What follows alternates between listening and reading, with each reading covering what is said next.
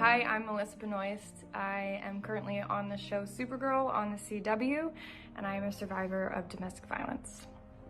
So I don't normally do things like this, but I've written something that I want to share. I'm going to read it out loud, and I'm quite nervous, so bear with me. I decided to share my experience with domestic violence as a part of my healing process. I felt like it was going to give me strength to close some of the doors of pain that I had been kind of ruminating in for a while.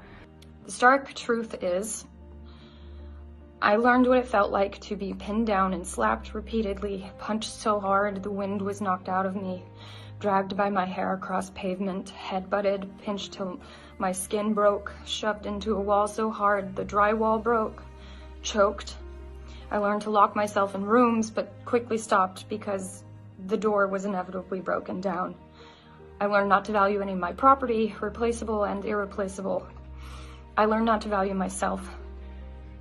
There was definitely a cycle and almost this sickening routine that we developed, and that is something that's so insidious about domestic violence, is that it does escalate. And then he threw something at my face again, only this time it was significantly worse. It was a blow to my face with his iPhone.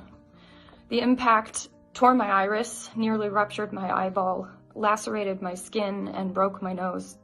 My left eye swelled shut, I had a fat lip, blood was coursing down my face, and I can remember immediately screaming at the top of my lungs. We made up a flimsy story together. I had tripped and fallen on the stairs of our deck and hit my face on a potted plant. I just made excuse after excuse after excuse. You get into this habit of excusing everything and lying, essentially. I became a very good liar to people that I really loved and had never lied to before. He drove me to the hospital. And when the ER doctors made him leave the room and cops came to question me at my hospital bed, I told them our transparent story that I'm sure they'd heard versions of before. The side of you that keeps the secret and harbors this horrific experience and violence and abuse and mental torture, it's breaking out of that is, I have found it to be one of the most enlightening and strengthening and informative moments of my life. And emotionally after that, I was done. I keenly felt that whatever I thought love was, it certainly wasn't what I had been going through. I was so tired of living the way I'd been living, but it felt too late to get out.